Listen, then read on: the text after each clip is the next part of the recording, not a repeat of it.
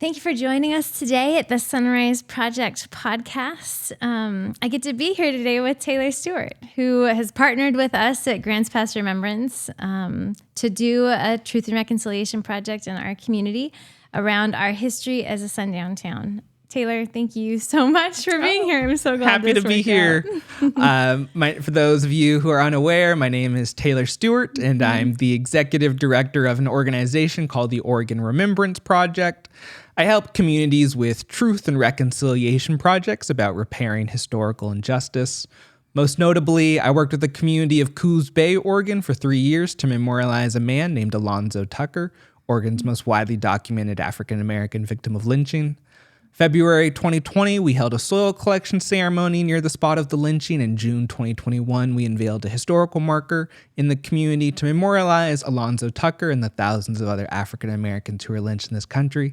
And so I'm very happy to be here in Grants Pass trying to do something similar regarding this community's history as a sundown town. And we are very happy that you're here in Grants Pass too.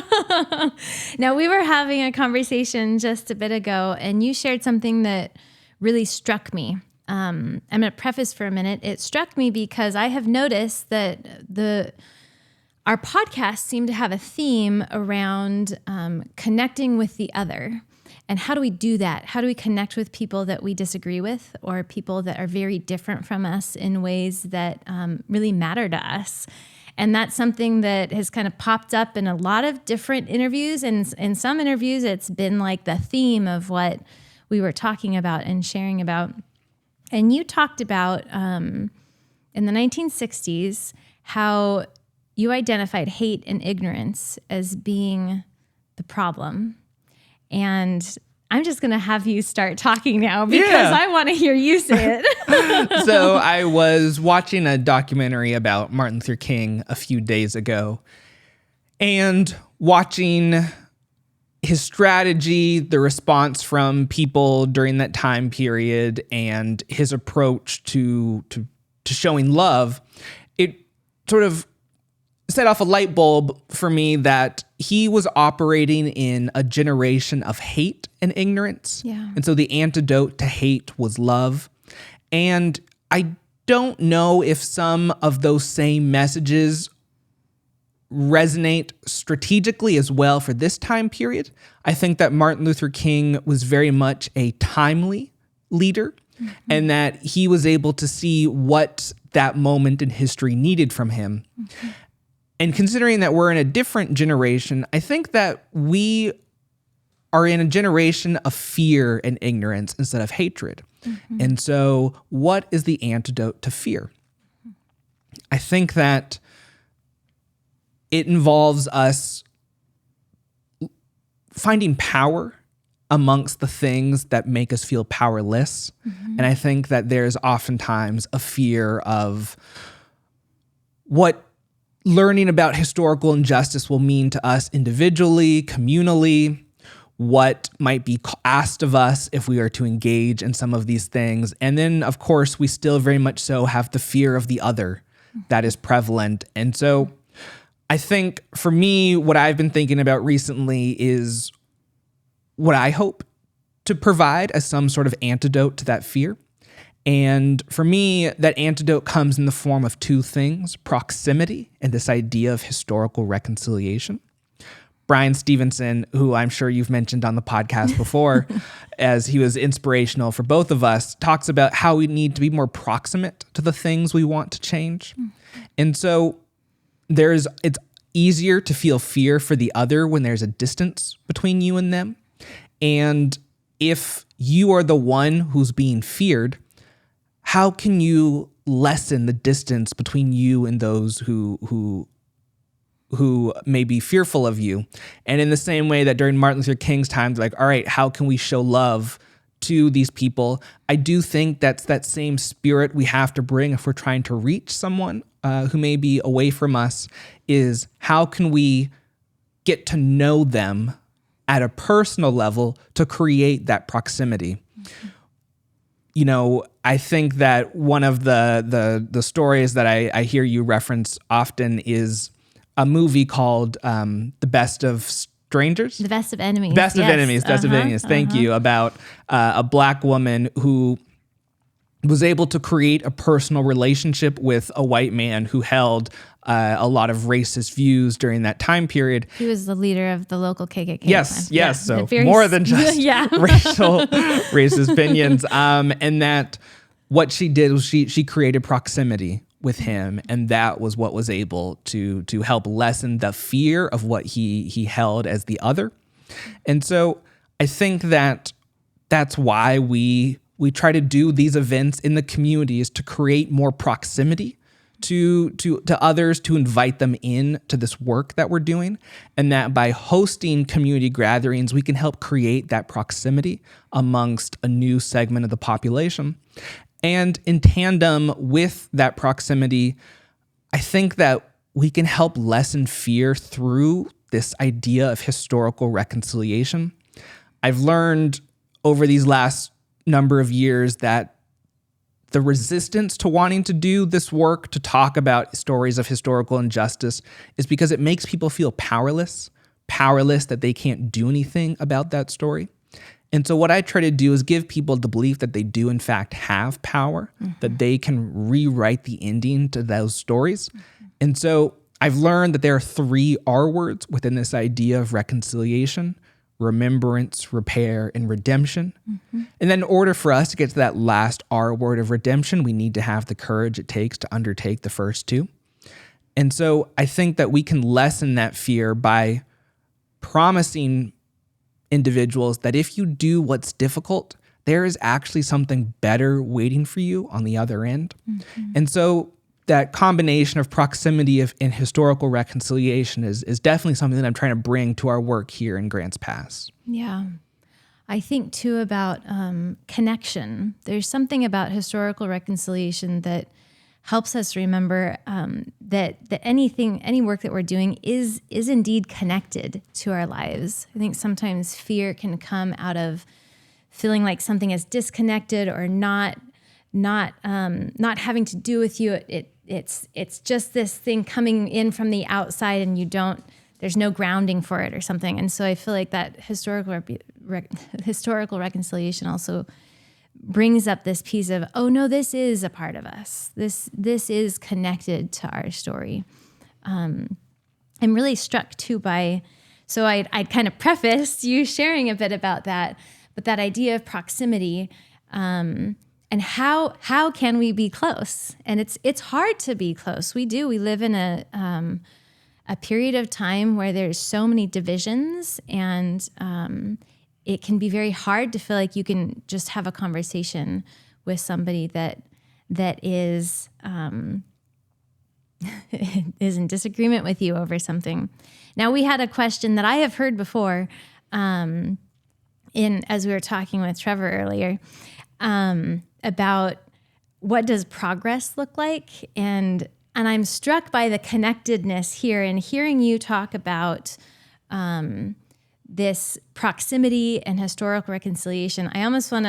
I've shifted how I wanted to kind of talk to you about things, because I'm realizing how much our progress can be marked in our proximity and the stories of proximity that we've already heard, and how that has the changes that we have already seen, and the progress that we look forward to seeing as we continue to do this work. And I wondered if you could talk a bit about that progress. What have we already seen?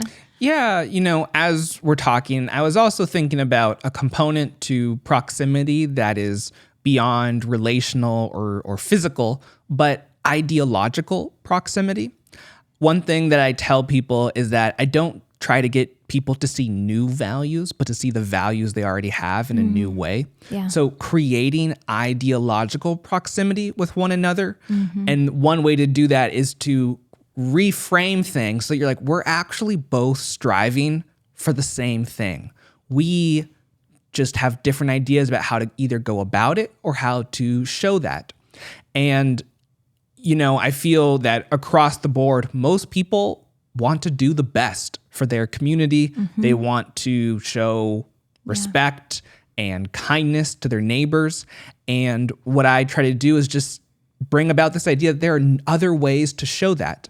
And that in order to show respect and kindness to some of your neighbors, you may need to be intentional about something new. But that I know that you have those strengths and those values inside of you. It comes to how do we bring that out? Yeah. And so I think that in that ideological proximity, we do form better relationships. Yeah. And those better relationships are a sign of progress. I'll touch on two ways of progress, and I'll let you take the lead on the latter. Mm-hmm. But so I worked with the community of Coos Bay, Oregon for 3 years when we did the Alonzo Tucker historical marker unveiling. It was part of Coos Bay's first ever Juneteenth celebration. Mm-hmm. And we're recording this on June 19th, 2023. And 2 days ago, I was in Coos Bay for their third annual Juneteenth celebration. And it was extremely meaningful for me to be able to see the growth of this cultural holiday in a southern coastal community in Oregon. They had 3 separate events, all a part of their celebration. I gave a presentation in the morning about what Juneteenth meant to me, had some great Q&A with the audience. In the evening, we had an event. The theme was family reunion. And so how does resiliency, storytelling, and especially food play into what we were trying to bring? So we had the event in the evening, and then tonight they're showing a movie at one of their local theaters in honor of Juneteenth. And so to see the growth of that holiday in Coos Bay, for me, is a sign of progress. The historical marker unveiling in the first Juneteenth celebration didn't rid Coos Bay of all racism, but what I do believe is it initiated a meaningful change that I certainly experienced a few days ago. Originally, the Coos History Museum was sort of the leaders of the Juneteenth celebration in Coos Bay, but this year they were really able to pass on the leadership to the local Black community. And that's something that I hope we can see in Grants Pass. Right now, Grants Pass Remembrance is initiating this, but I foresee a number of years down the line where this is really led by the local communities of color, specifically the African American community. And so I do think that there is an element of community transformation that happens by getting more proximate to one another, building these relationships. And I've seen that in Coos Bay, both with the way that they held a Juneteenth celebration, but they're always asking, all right, now what next? One thing I tell people is don't let your inability to do everything stop you from doing one thing. They found their one thing, and now it's all right, what's the next thing we're going to do? And so while there are some sort of tangible actions that you can point to that says that's what progress looks like, being in Grants Pass, I see progress in another way that is also the ways that we have individual growth and the ways that we form relational, interpersonal relationships with one another. And I'll sort of pass it back to you. You have one story particularly that really resonates with me about the ways that you have brought the Spirit to showing, to creating that proximity with individuals, specifically, around a group in town known as the Salt Shakers. And I'll pass it to you so the audience can hear your side of that story. Sure. I have shared in different moments my own wrestle with this group. And so I'll do a little prefacing in case this is your first podcast. As a Christian, it's been very hard for me to see the Salt Shakers in town with their signs because they're saying things of God that I also I want to hear some other things said. I've engaging in this work with Grants Pass Remembrance and the way in which this work is very much about proximity and about caring for the other and being aware of that person that you do want to push aside. There's been a lot of work in my heart around identifying and realizing, this is a group that I do that with, that I'd be very comfortable saying, I don't want you. And so I'll share a little bit of my own internal journey before I share the interaction. One of these marking moments for me was it'd been probably months of really engaging with this and being aware of this, and for me praying over it and asking for help around it. But there was this one moment where I was driving down 6th Street, and I was on the far left coming up to Newman Methodist. So I was very close to an individual that was holding a sign, and I have done a number of different things in the past. I've tried to not look at them, tried to not make eye contact. But I was very aware of what my body was doing in that moment. I tightened, I was wanting to not look, and I realized, oh my goodness, like this in itself, like I'm not even interacting with this person, but everything in me is wanting to shut it off and shut it out and I'm using it there, which is also telling. This is a human being. This is a human being with their own complex, dynamic life, with their own family, with their own whatever is going on. And I looked at them and I smiled. And that was a moment where I was like, I am going to work on looking at them and smiling, because this is a part of me breaking down that proximity, that desire to not be proximate. So the experience that you shared about, I am a part of a group that gathers monthly to pray. And in our first prayer gathering, we knew that the salt shakers might show up, and we wanted to embrace them in kind of a loving way. And so we were aware, and a gentleman did show up that, by the way, if you see this, you don't know this story yet, but it is an honor to know you, and it's an honor to have you hear this. So this was a gentleman that I had engaged with a couple different times in seeking to have conversation, and in particular at the Martin Luther King Jr. gathering in 2020, which was an important moment in my story. And I had gone and sought to talk with them and invite them to join us into the gathering. And he didn't want to, but that night it was such an honor to get to be with and pray with. And afterwards I'd asked if there's any way I can be praying for you. And I can't remember if they shared anything. He came with a friend, but they asked me if there's any way they could be praying for me. And this work is very dear to my heart. And so I shared about this work, and then the initial response was really, was a lot of pushback. And this isn't something that we need right now. This isn't, this is already something that we've taken care of. And so as I continued to talk more, because we were both Christians, I was able to talk about the ways in which the Bible really is like so much of the work that we do, of reconciliation and healing and love and proximity, all of these pieces. And by the end of the conversation, he was really like, there was a real sense of, this is good work. Like, this is good. Like, thank you for doing this work. And we've continued to see each other at these gatherings. And just a month or two ago, I'd shared about a prayer request that I had. And I was sharing about what this work is, because not everybody knows about it. So I was giving just kind of a little basic thing on it.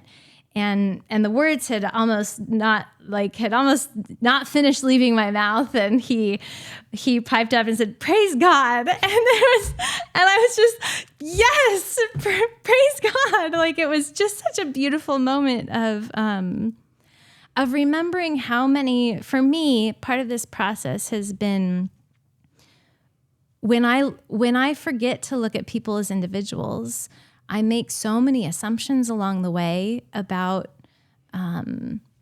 things. And one of the first things that I think goes besides imagination is this belief in transformation, this possibility of learning and growing and being together, in the way in which we've learned from each other, and the way in which we really are better together. And I've just been so thankful for that. I don't know if they're like, if that, I'm assuming that was the story Yes, that you were mentioning. But I thank you for sharing. It sort of prompts in me. I have these sort of 3 theories of change that I hold simultaneously. They may sound, a little bit contradictory, but I sort of believe that they exist together. The first element is that I'm not in the business of changing everyone. Success is a function of realistic expectations. But second is that we lose hope when we stop believing individuals and communities can change. oh my goodness, yes. So I choose to remain hopeful. Yeah. And third is that just because you can't change the whole of something doesn't mean you can't change a part. And that you may not need to, and it's hearkening back to what I had said earlier about don't let your inability to do everything stop you from doing one thing. You may not be able to create these like revolutionary racial justice champions. But what you can do is get someone to say, oh, that is cool that we're having a Juneteenth celebration. Oh, that is cool that we're doing something about our history as a sundown town. Oh, that is cool that there are things I can do to make my neighbors feel more at home. And that those are the little wins we strive for. And that just because there isn't this overwhelming transformation doesn't mean that we haven't made a meaningful change. And so I think that by bridging that gap and creating proximity, you were able to initiate much of those meaningful changes with the story you shared. And so I think our mission is just how can we create more of these stories in the community, and that is what progress will look like 2, 3, 5 years from now, is when people ask, so what is a sunrise community? You can say, this is an interaction I had that resembles what a sunrise community should look like. And so I hope that we can build out those stories, and that those stories will be what defines us. Those are the things that define Grants Pass, is the ways that people are able to build unique and special relationships with people who they may initially disagree with. And that is what Grants Pass can become known for. And that is a part of what a former sundown town sort of strives to become. I've heard others reflect and reflected myself on how this community work has a unique element of, because it's all about we care for our community. It has a unique element of having a lot of different people that disagree in a lot of other areas end up being in the same place. And, kind of turning and being like, oh, I didn't think I'd find myself next to you. And yet here we are. And I personally have found that to be one of the most precious things about this work. The friendships that I have built with people that I would not have known. I would not have known Dorothy and Sylvia and Constance, and like there's so many people, and that I would not have known without us coming together saying we really care about this. And that's just the like closest circle of people that we work with. There's these other layers, but they have become precious to me, and there's a cherishedness that we hold, and that again that has gone out to Trever and you. Like there's so many human beings that are. There's that cherishedness about human beings, about individuals, and there's something about this work that brings that proximity and increases that proximity in other ways, whether or not it's directly in regards to this work. But there's a precious thing about that I just am so glad about. Yeah, when I was in a combination of I made this trip. I live in Portland, for those of you who are unaware. And I made this trip to this weekend to part in Coos Bay, part in Grants Pass. And when I was in Coos Bay a few days ago, it just really resonated with me about, so Brian Stevenson, he has these special relationships with his clients, who he has formed that proximity with. And I don't have clients that I work with. So Brian Stevens is a lawyer, for those who are on death row. And he's formed special relationships with those people. And I don't have clients, but I do have these communities. And these communities are the people who I form these meaningful relationships with. And we talked a little bit about this before the podcast, about what would our state, our society look like if more of our elected officials, our people in positions of power, strove to create more proximity. Yeah. One thing we had talked about was, what if our state legislature visited communities outside of their district? That, yes, just because you represent the district of Tigard, Oregon, doesn't mean that you don't go down to Coos Bay and learn about what is important to them. Because yes, while your job is to represent your district, you're also a part of this whole. And I think that if you're a state legislature, you see your job as representing this small little slice of Oregon, you're missing the body that you're a part of. Yeah. And so I hope that Grants Pass and the work that we're doing to create proximity can hopefully inspire not just communities, but individuals, and especially individuals with power, to learn how to create more proximity. Yeah. And that there is actually something beautiful that happens by doing something that could be difficult. And that the things that are rewarding are the things that come through difficultness. Mm-hmm. And so I hope that we can inspire not just other communities and people within here to create proximity, but how can we create more of this spirit in the state of Oregon as a whole? Yeah. Yeah. I want to share a story about creating proximity that is coming to mind. That's a bit different than what you were sharing, but oh my goodness, what you were sharing is just so solid. So I've shared this story before, I think, on podcasts, but at our last MLK gathering, our first, not the last one though, there was a moment where we'd shared starting in like the 20s, our history as a sundown town. And it went all the way up to current day, what people were experiencing in our community today. And afterwards, we invited people to turn to their neighbor and share one word about how they were feeling and why they chose that word. And afterwards, a woman emailed us and shared during that time, she had turned to her neighbor and said ashamed, and her neighbor had turned to her and said hopeful.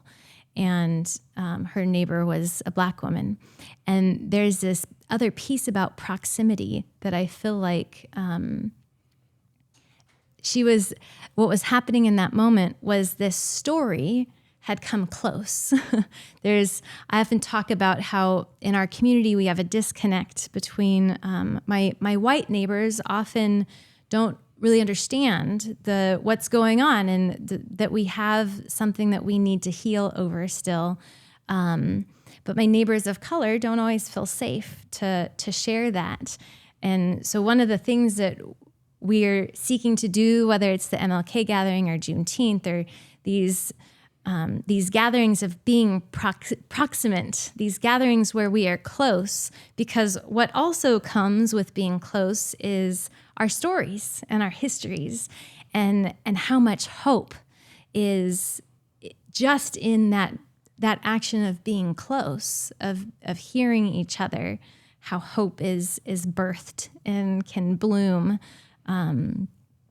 I'm just very struck by proximate. I think that's the first time I've heard you talk about it, actually. So I really look forward to resonating even more on it. Yeah, sort of going back to the start of our conversation and the time period we're in here in the 2020s being similar to that of the 1960s. Yeah. Is the creation of that proximity.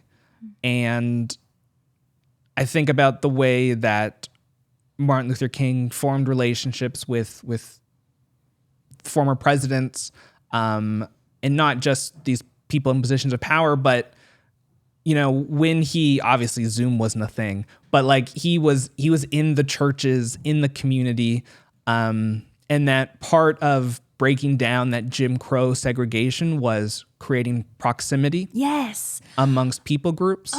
And one thing we've talked about is, all right, we in the 1960s started creating some of that proximity, but it also created an element of friction. Yeah. And that friction sort of scared us away from getting closer to healthier, truer relationships. Yeah.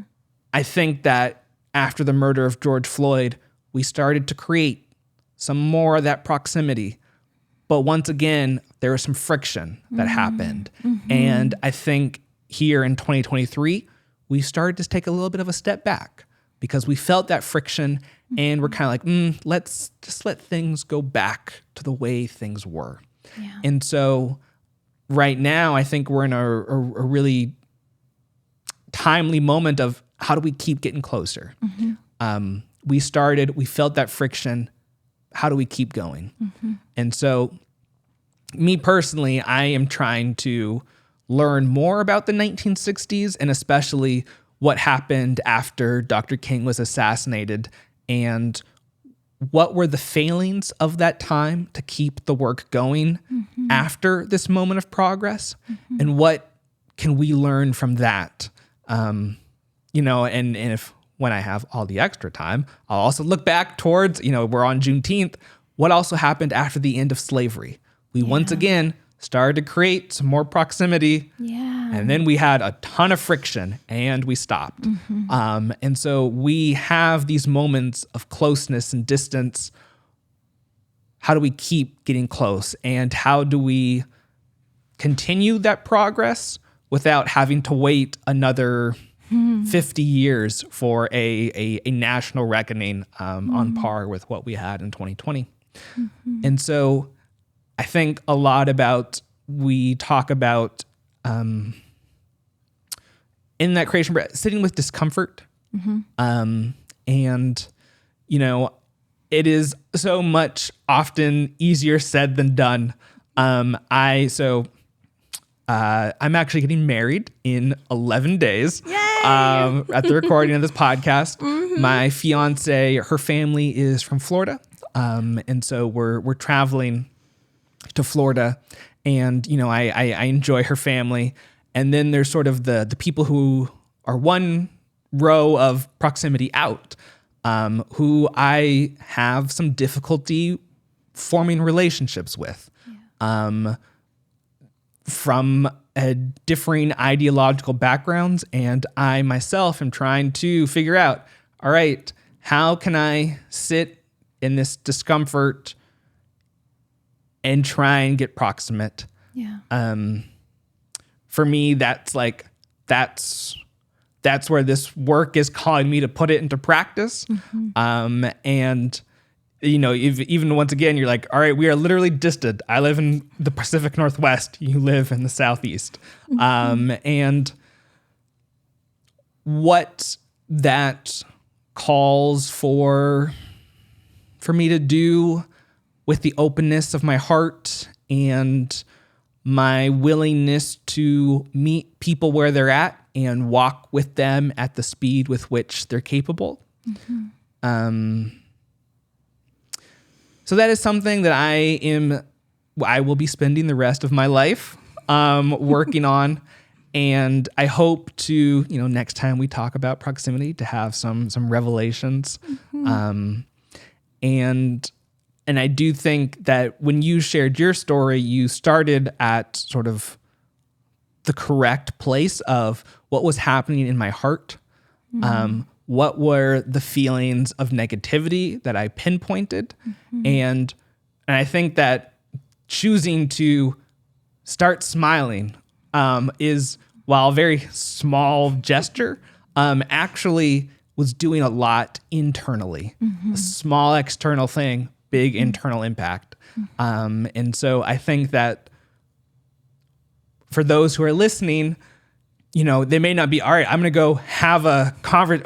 Like, hey, you person who I really disagree with, let's go get coffee. Well, let's just sit together and talk. That's probably not what's going to happen. But I think that, once again, don't let your inability to do everything stop you from doing one thing. Yeah. What can people's I smiled instead look like? Yeah. And I think for those who are listening, that is what I hope you take away with, and what your next thing that you try to do is, what does that first little step of smiling look like in my own life? Mm-hmm. Yeah. I am taking that as well, because there are always groups, there are always people that we want to push away. And I needed to hear that again. Thank you. I'm struck by this noticing of the story in The Best of Enemies. She didn't make herself proximate. They were both invited to be leaders of I think it's a charrette. Oh dear. It's a name that I'm fuzzy on, but it's essentially a community gathering where the intention is to gather leaders from opposing groups to lead it. And so they were invited to do that, and both of them were very hesitant about doing it. So there is almost a level of, now they chose to do it, but there's almost a level of being forced to work with each other, a forced proximity, if you will. But she treated him with respect. And that was actually what had the most, when he talks about the change that happened in his heart, because a change did happen in his heart, he points to how even though he treated them with such contempt, they treated him with respect, and that was the start of where things changed. Now, it wasn't until they were proximate that change could even happen, but it was this element of respect in spite of what he thought and did, that they treated him like a human being. And that was specifically from individuals within the Black community, that he marked 3 different people that were persistent in that. And I'm noticing in my own story, they came to where I was. And so I'm thinking about, wow, how are ways that I can initiate being proximate? If I want to have another conversation with someone that appears to be connected to the Salt Shaker group, I think the thing I'm going to do next is invite them out to coffee. Because now, first of all, it's really hard to talk in that kind of a setting, and that would be the biggest thing. But how can I put myself in positions where I'm being proximate? So for someone, it might be, come join us at the Juneteenth gathering, or come to the Martin Luther King Jr. gathering, or whatever other gatherings. If there's a gathering that's happening, go to it, whether it's for this or not. If it's not who you would say is your people, go into those spaces. If you're ready for the next step after the smile, if you're not ready for the next step after the smile, then by golly, smile. But there is that piece for me that I'm just very struck by. Both of those examples were a forced proximity. How can we cultivate an intentional proximity? Yeah, one thing that I want to highlight as a part of this conversation is the way with which it is difficult, and you need to also take care of yourself. So I think of the Michelle Obama quote of, when they go low, we go high. And if anyone who's ever gone on a hike, it's way easier to walk downhill than it is to walk uphill. And I think about when we go, like the whole idea of when we go high, it is a lot like walking up a hill as opposed to going down. And that if you're going to climb a mountain, you really need to be prepared. You need to have the things that will help you get there, and you need the resources to be able to carry yourself through that journey. And I think about the different roles we all play, and some people may be the hiker. And maybe you aren't the hiker, but you are the one who helps prep their backpack. with the things that help nourish them to keep going on. Yeah. And that we may not necessarily need everybody walking up the hill, but we need the people who are going to support those who are walking. And so, it's like, so part of this is, all right, what does your smile look like? But also, what does your support of those who are going up the hill look like if you yourself aren't one of the goers up of the hill? And that is also okay. And that if you are the one taking that journey up the hill, make sure that you have the people around you who can keep you going. Because if you try and do it on your own, you will become burnt out. Yeah. And if anyone's ever gone on a hike that they weren't prepared for the distance, you finish and you're like, I'm never doing that again. Yes. Forget this. Yes. That was terrible. I am never hiking again. Yes. And we think, and you put that in context with an interpersonal relationship. All right, you tried to build that proximity. You didn't do the things to take care of yourself, and you burnt out going up that hill. And you came back down and you're like, I'm not doing that again. Yeah. How can we make sure that doesn't happen? And how can we make sure that we've prepared those who are taking that journey to be able to make it to the top? That's such a good way of saying it. Yeah. I think too of people that there might be people that take hikes all the time, and there might be people that take hikes every now and then. And there are those that cheer on the hiker.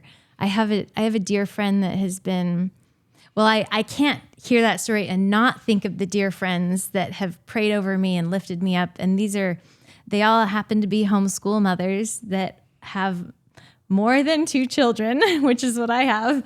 And so their lives are full. But they have cheered me on. They have picked me up when I have fallen. They have been so key in this process.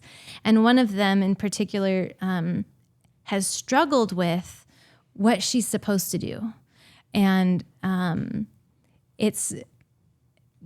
she had told me a story just in like normal life about she'd had I forget the details, but somehow she was at the park or something, and someone who was experiencing homelessness had come up to her and talked with her, and they had some extra, they had some picnic. They'd shared their lunch, and she talked with her just in conversation, and then they'd went their different ways, and I referenced that as, but you're doing it. You don't have to do what I'm doing in order to be living in such a way that you are open and ready to be proximate with someone that's different than you. And I think some of us really worry about, am I doing it? Does this count? Maybe that's it. Does this count? And I really liked the way you talked about that, because yes, it all counts. It all counts. But yeah.